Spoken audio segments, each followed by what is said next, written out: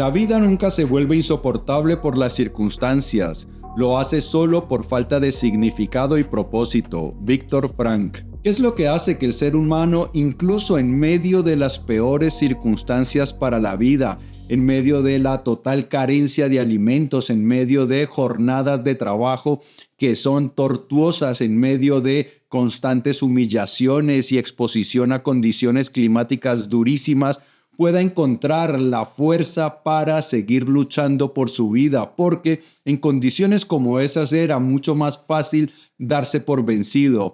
Pues bien, esa fue la respuesta que encontró el psiquiatra, terapeuta y psicólogo austriaco Viktor Frankl, y que nos la narra en este importante libro, El hombre en busca del sentido. Viktor Frankl fue un psiquiatra austriaco que estuvo en los campos de concentración nazis y que allí le tocó vivir todo tipo de experiencias aterradoras. Y sin embargo, ahí en esas condiciones se dio cuenta que el ser humano todavía puede encontrar fuerza para seguir luchando por su vida.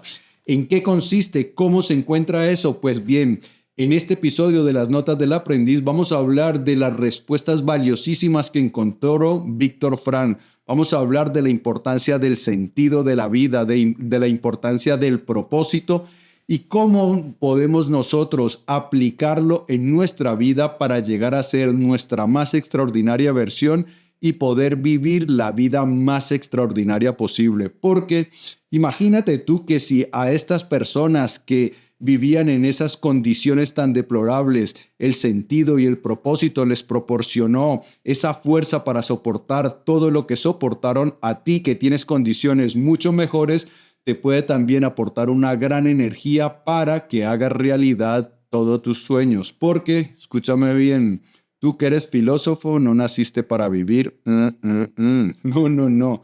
Naciste para brillar y ser feliz. Y como esto de brillar y ser feliz no solo es importante, sino que también es urgente, empecemos. Pues muy bien, como lo dije antes, Viktor Frankl fue un neurólogo, psiquiatra y filósofo austriaco. Nació el 26 de marzo de 1905 en Viena, Austria, y falleció el 2 de septiembre de 1997 en la misma ciudad. Frankl sobrevivió a varios campos de concentración nazis, incluyendo Auschwitz y Dachau, durante los años de 1942 a 1945. A partir de esa experiencia, escribió el exitoso libro El hombre en busca de sentido en 1946. Fue profesor de la Universidad de Viena y recibió numerosos reconocimientos por sus contribuciones a la psiquiatría y la psicología.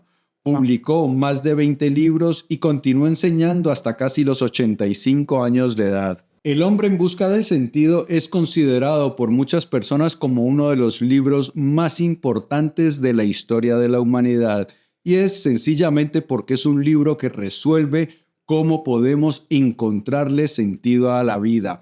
Ahora bien, en este libro, Viktor Frankl al principio nos cuenta cómo era la vida en los campos de concentración, pero nos los cuenta desde la óptica de un psicólogo. Entonces, Viktor Frankl estaba muy atento a las reacciones psicológicas de las personas en los campos de concentración. Y luego en esta obra ya nos cuenta cómo podemos nosotros encontrarle sentido a la vida y por qué es tan poderoso, por qué nos convierte en seres muy potentes que pueden lograr muchísimas cosas. Y de eso es de lo que se trata, que aprendas tú esas lecciones, que las puedas aplicar en tu vida y te conviertas en imparable. Bien, Viktor Frankl nos dice entonces que cuando las personas entraban en los campos de concentración, vivían 3 fases psicológicas, y la primera fase es la fase de la sorpresa, el choque inicial. Durante esta etapa, los reclusos se enfrentan a un asombro y desconcierto abrumadores debido al cambio drástico y brutal de su realidad. Este shock es una respuesta a la violencia inmediata, la deshumanización y la brutalidad que se encuentra en el campo. Esta reacción inicial es una mezcla de miedo, incredulidad y desconexión emocional, un mecanismo de defensa ante el horror y la desesperación de la situación. Pues sí, la primera reacción de las personas cuando llegaban a los campos de concentración era de sorpresa, de incredulidad. No podían creer la brutalidad con la que se los trataba. Y sobre esa brutalidad Víctor Frank nos cuenta un episodio que vivió. Resulta que una vez estaba caminando hacia los campos donde trabajaban, porque ellos salían de el campo de concentración y luego se iban a otras zonas donde tenían que trabajar y se iban caminando y tenían que ir perfectamente alineados. Las filas tenían que ser completamente simétricas, si no podían ser golpeados. Y durante una de esas trayectorias, sin razón alguna, Víctor Frank recibió un porrazo en la cabeza. Entonces advertí que a mi lado blandía su porra un hombre de las SS. En esa situación no es el dolor físico lo que más hiere, y esto vale tanto para los adultos como para los niños castigados, sino la humillación y la indignación por la injusticia, el sinsentido de todo esto. O sea, Víctor Frank iba caminando distraído, haciendo su fila y resulta que recibe un porrazo en la cabeza. Entonces lo que nos cuenta es precisamente que en la primera etapa, pues ese shock de esa brutalidad que reciben, pues es lo que caracteriza la respuesta inicial de las personas que están en los campos de concentración. No entienden por qué están viviendo esa situación. No comprenden por qué las personas que los cuidan, los guardias, se comportan con tal brutalidad. Y lo que empiezan a descubrir también es que poco a poco sus emociones empiezan a apagarse. Y la indiferencia emocional es parte de la segunda etapa. La apatía, el principal síntoma de la segunda fase, actuaba como un mecanismo necesario de autodefensa. La realidad era atenuada y todos los esfuerzos y emociones se concentraban en una única tarea, la de conservar la propia vida y la vida de los amigos. Así, cuando caía la noche y, conducidos como rebaños, volvíamos de nuestros lugares de trabajo al campo, con frecuencia se oía a los prisioneros suspirar hondo y decir, bueno, ha pasado otro día. La primera fase era la fase de shock, de sorpresa. La segunda era una fase de apatía. El prisionero no se emocionaba, no se entusiasmaba por nada, pero también ante el sufrimiento era completamente indiferente. Y eso es lo que nos relata Víctor Frank. Yo me encontraba en la parte opuesta del barracón, al lado de la pequeña y única ventana, situada casi a ras del suelo. Miraba por la ventana mientras cogía con manos frías el cuenco de sopa caliente que engullía con avidez. El cadáver parecía observarme con sus ojos vidriosos. 2 horas antes había estado hablando con él. Seguí sorbiendo mi sopa. Si la falta de emoción no hubiese despertado mi interés profesional, ahora no recordaría el incidente.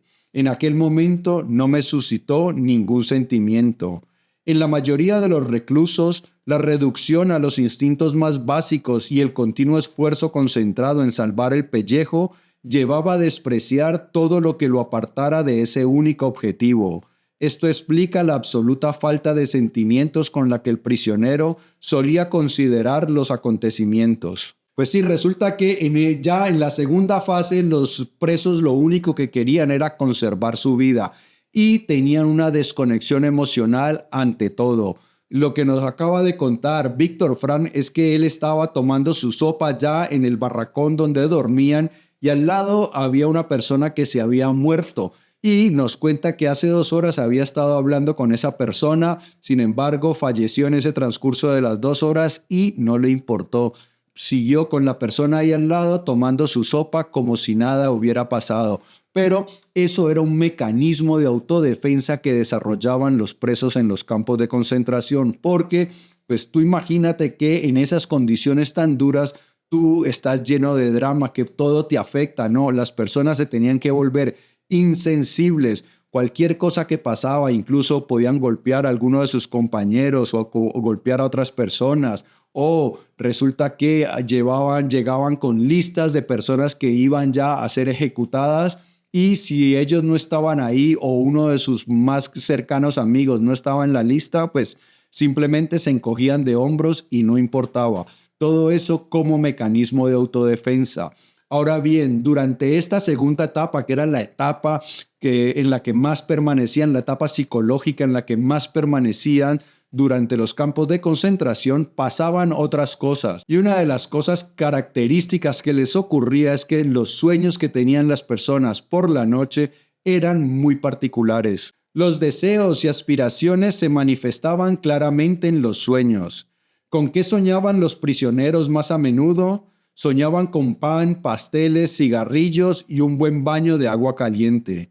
No poder resolver en realidad esos deseos básicos los inducía a satisfacerlos en el sueño.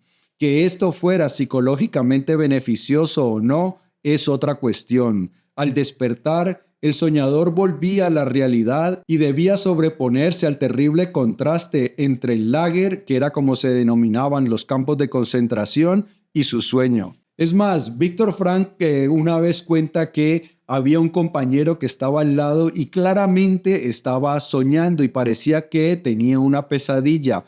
Víctor Frank estuvo muy tentado a despertarlo, sin embargo, pensó para sí mismo que lo que estuviera soñando, la pesadilla que estuviera viviendo en su sueño, no debía ser tan mala como su realidad, así que decidió dejarlo durmiendo. Otra de las cosas por las cuales se interesó Víctor Frank era por el deseo sexual. Los prisioneros en los campos de concentración, que estaban separados entre hombres y mujeres, tenían deseos sexuales, pues si uno se imagina que hay un sitio lleno de hombres, normalmente espera que las conversaciones de tipo sexual pues sea algo que abunden, pero no era el caso. La desnutrición, además de provocar la obsesión por la comida, explica quizá también la falta de deseo sexual en el lager. El hambre y los efectos del shock inicial parecen ser la causa de la mínima perversión sexual en el campo, muy por debajo de lo previsible en un establecimiento estrictamente masculino, por ejemplo, un cuartel, un fenómeno ciertamente llamativo para un psicólogo. El deseo sexual ni siquiera aparecía en los sueños de los prisioneros, lo que contradice el postulado del psicoanálisis que asegura que los deseos inhibidos se manifiestan de forma especial en el sueño. Pues efectivamente, y esto es algo que sabemos también por biología evolutiva. Cuando un ser humano está en condiciones de privación donde no puede conseguir casi sus alimentos ni nada, pues no tiene sentido tener un gran deseo sexual porque la reproducción implicaría que hay otra boca que alimentar y en esas condiciones lo que más importa es la supervivencia. Así que las personas que estaban en los campos de concentración normalmente carecían de deseos sexuales. Ahora bien, en el campo de concentración las personas siempre vivían en compañía de otras y constantemente estaban siendo vigilados. Eso fomentaba otro tipo de deseo. Por supuesto, había momentos en que era necesario alejarse de la aglomeración. Sabemos que la imposición de la vida comunitaria, en las que continuamente somos observados en las más triviales acciones del día, produce un deseo irrefrenable de estar solo, al menos unos instantes. El prisionero anhela estar a solas consigo mismo y con sus pensamientos. Añoraba intimidad y soledad. Como dijimos antes, para los prisioneros de los campos de concentración su principal objetivo era conservar la vida. Y resulta que en algunas ocasiones, cuando hacían algún tipo de trabajo, los premiaban con cigarrillos. Pues bien, era un mal síntoma que un prisionero de campo de concentración se fumase sus cigarrillos. Los reclusos comunes nunca fumábamos los cigarrillos conseguidos, se cambiaban por alimentos. El privilegio de fumar con una cuota asegurada estaba reservado a los capos. A veces también algún prisionero que trabajaba de capataz en un almacén o taller recibía cigarrillos como compensación por alguna tarea peligrosa. Pero si un recluso fumaba, se juzgaba un mal presagio. Significaba una evidente pérdida de su voluntad de vivir, la intención fatal de disfrutar de sus últimos días. Declaraba su renuncia a sobrevivir y, perdida la voluntad, raramente se recuperaba. Los cigarrillos que se conseguían se cambiaban por comida porque era lo que permitía sobrevivir. Y si un preso se fumaba su cigarrillo, pues eso daba la idea de que quería disfrutar sus últimos días y que ya se había dado por vencido. Eso era una indicación de que ya le faltaba sentido a su vida y que pronto iba a morir. Como lo dijimos, la apatía era la norma principal de la segunda fase que experimentaban los presos en los campos de concentración. y había una tercera fase que ocurría después de la liberación. La tercera etapa es la fase de posliberación, experimentada por los reclusos después de ser liberados de los campos de concentración.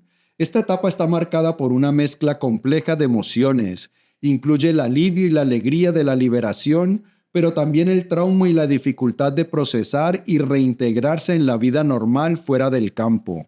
Los reclusos a menudo enfrentan desafíos psicológicos significativos, incluyendo el síndrome de estrés postraumático y la dificultad para reconciliarse con sus experiencias y pérdidas durante el cautiverio. Cuando las personas ya salían del campo de concentración, pues las cosas no eran tan fáciles. Es más, cuando Víctor Frank se dio cuenta que ya iba a ser liberado y cuando llegaron los soldados del ejército aliado, al final del día Víctor Frank se preguntó con un amigo, ¿estás feliz? Y los dos confesaron que no sentían ningún tipo de felicidad por haber sido rescatados. Eso nos habla de la complejidad de las emociones de una persona que ha vivido bajo esas circunstancias. Y ahora vamos a pasar a hablar de la filosofía de Víctor Frank, que son aquellas cosas que descubrió durante sus años de confinamiento en los campos de concentración. Y la primera pregunta que se hacía Víctor Frank en esas duras condiciones era si la vida tenía sentido. En una ocasión, mientras cavábamos una zanja, mi imaginación hablaba con mi mujer. ¿O acaso quería encontrar la razón de mi sufrimiento, de mi lenta agonía? En una violenta protesta contra la inevitable muerte inminente, sentí que mi espíritu atravesaba todo el cielo circundante, que trascendía ese mundo desesperado, y en algún lugar oí un victorioso sí en respuesta a mi pregunta sobre si finalmente la vida tenía sentido. En ese momento se encendió una luz en una granja lejana, recortada en el horizonte como una pincelada de color, radiante en aquel amanecer grisáceo en Baviera, y la luz brilla en medio de la oscuridad. Lo que nos narra Víctor Frank aquí es como una experiencia mística. Lo que dice es que su conciencia se expandió y que parecía abarcar todo lo que lo rodeaba. Esto es algo que nos cuentan con frecuencia las personas que tienen experiencias místicas. Y Víctor Frank nos cuenta varias de este tipo en su libro. Pero en esta ocasión encontró una respuesta a la pregunta de si la vida bajo esas condiciones tan duras seguía teniendo sentido. La respuesta fue un rotundo sí. Y ese sentido de la vida, incluso en las peores condiciones, es la base de la terapia psicológica que luego desarrolló. De acuerdo con la logoterapia, la primera fuerza motivadora del hombre es la lucha por encontrar un sentido a su vida. Por eso aludo a la voluntad de sentido en contraste tanto con el principio del placer o voluntad de placer del psicoanálisis freudiano como con la voluntad de poder que enfatiza la psicología de Alfred Adler. La logoterapia es la escuela terapéutica psicológica que fundó Víctor Frank. Y la logoterapia lo que dice es que el hombre por encima de todo lo que busca es darle sentido a su vida. Nos habla de el psicoanálisis, que en el psicoanálisis dice que el hombre lo que quiere es satisfacer el placer. Y luego nos habla también de los postulados psicológicos de Alfred Adler, que habla de la voluntad de poder. La voluntad de poder también es algo con lo que coinciden Friedrich Nietzsche y Baruch Spinoza. Pero Víctor Frank lo que dice es que lo que nosotros primero deseamos es encontrarle sentido a nuestra vida. ¿Y qué es encontrarle sentido? Pues encontrar una razón, algo por lo cual podamos nosotros vivir, algo por lo que merezca la pena vivir e incluso morir. Me atrevería a afirmar que, aún en las peores condiciones, nada en el mundo ayuda a sobrevivir como la conciencia de que la vida esconde un sentido. Hay mucha sabiduría en las palabras de Nietzsche. Quien tiene un porqué para vivir puede soportar casi cualquier cómo. Un hombre que se vuelve consciente de su responsabilidad ante quien lo aguarda con todo su corazón o ante una obra por terminar, nunca será capaz de tirar su vida por la borda. Conoce el porqué de su existencia y podrá soportar casi cualquier cómo. Pues eso es muy importante. Entonces, lo que dice Víctor Frank es que si nosotros tenemos una razón para vivir, podemos soportar cualquier circunstancia, incluso las peores circunstancias que eran como las que se daban constantemente en los campos de concentración. Y nos dice entonces Víctor Frank que eso puede ser porque tenemos seres queridos que sabemos que nos esperan, que dependen de nosotros, o porque queremos realizar una gran obra, una gran tarea. Ahora bien, en el campo de concentración no se sabía si las personas podían sobrevivir y mucho menos estaban en condiciones de hacer realidad sus sueños. En esas condiciones se podía también encontrar sentido, pero ¿qué decir de la libertad humana? ¿No hay libertad de la conducta frente al entorno? ¿Carece el hombre en tales circunstancias de capacidad de elección si se limita o anula su libertad de actuar? La experiencia de la vida en el campo de concentración demuestra que el hombre mantiene su capacidad de elección. Abundan los ejemplos, a menudo heroicos, que prueban que se pueden superar la apatía y la irritabilidad. El hombre puede conservar un reducto de libertad espiritual, de independencia mental, incluso en terribles estados de tensión psíquica y física. Los supervivientes de los campos aún recordamos a los hombres que iban a los barracones a consolar a los demás, ofreciéndoles su único mendrugo de pan. Quizá no fueron muchos, pero esos pocos son una muestra irrefutable de que al hombre se le puede arrebatar todo, salvo una cosa: la libertad humana, la libre elección de la acción personal ante las circunstancias, para elegir el propio camino. Pues bien, nos dicen entonces en la logoterapia que lo que desea cada ser humano es encontrarle sentido a su vida, y ese sentido se puede dar a través de una obra que quiera uno realizar, o por ejemplo también con el amor de otros seres queridos. Pero nos dice Víctor Frank que incluso en situaciones como los campos de concentración, donde las personas no tenían la libertad de realizar sus deseos, podían disfrutar de la libertad de su actitud, de elegir cómo responder ante esas circunstancias. Y nos cuenta que habían unos pocos que en lugar de abatirse y de vivir enfadados, lo que hacían era buscar dar consuelo a otras personas que incluso compartían su trozo de pan, su escasísima comida con otras personas. Esos habían decidido que a pesar de las circunstancias horribles en las cuales vivían, ellos querían llegar a ser la mejor persona posible. Esas personas querían ser dignas ante el sufrimiento. Dostoyevsky escribió: «Solo temo una cosa, no ser digno de mis sufrimientos». Estas palabras acudían constantemente a mi mente al conocer a esos mártires cuya conducta, sufrimiento y muerte en el campo suponían un testimonio vivo de que el reducto íntimo de libertad nunca se pierde. Ellos fueron dignos de su sufrimiento. La manera en que lo soportaron supuso una verdadera hazaña interior.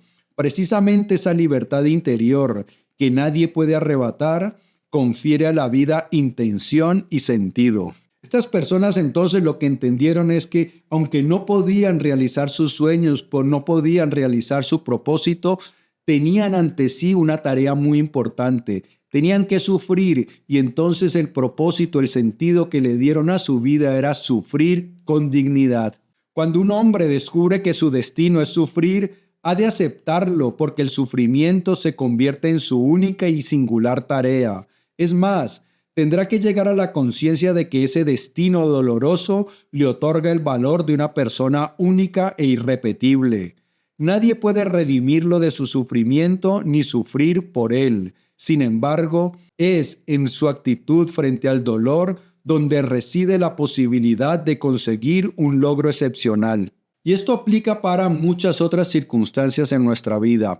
Nosotros podemos desarrollar nuestro sentido, nuestro propósito, y eso es algo que siempre hacemos con mis clientes de coaching. Es lo primero que hacemos: encontrar cuál es la vida que queremos llevar a cabo, cuál es el tipo de persona en la que nos queremos convertir, porque ahí hay mucha fuerza. Cuando tú tienes claro cuál es la vida que quieres vivir, cuáles son las obras que quieres realizar y cuál es la persona en la que te quieres convertir, ahí nace una fuerza poderosa que nos hace imparables. Entonces, cómo enfrentamos las dificultades nos ayuda a darle sentido a nuestra vida. Y esto es muy, muy importante porque muchas veces pensamos que nuestro propósito o el destino que nosotros podemos darle a nuestra vida es como una sola obra, pero resulta que Viktor Frankl nos dice que la vida constantemente nos está dando la oportunidad de darle sentido. Es decir, que ante todas las circunstancias que vivimos tenemos la oportunidad de obrar bien de una manera que le dé sentido a nuestra vida o podemos darle la espalda a ese sentido. Debemos aprender por nosotros mismos y enseñar a los hombres desesperados que en realidad no importa lo que esperamos de la vida, sino que importa lo que la vida espera de nosotros. Hablando en términos filosóficos, podríamos decir que se trata de una especie de giro copernicano. Tenemos que dejar de preguntar por el sentido de la vida y en su lugar percatarnos de que es la vida la que nos plantea preguntas, cada día y a cada hora. Preguntas a las que no hemos de responder con reflexiones o palabras, sino con el valor de una conducta recta y adecuada.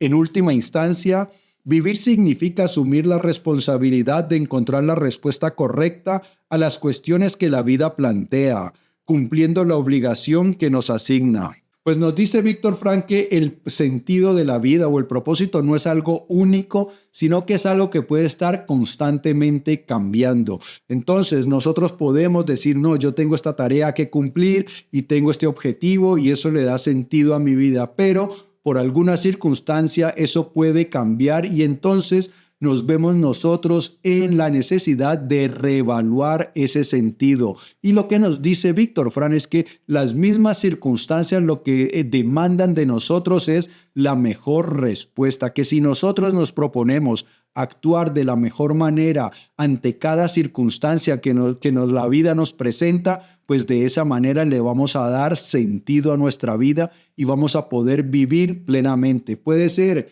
que tú tienes la idea de crear un negocio exitoso y resulta que ese negocio exitoso no llegó a consolidarse y estás ahora enfrentando una situación económica difícil. Pues el sentido de tu vida ha cambiado. Ahora tienes que responder a estas nuevas circunstancias.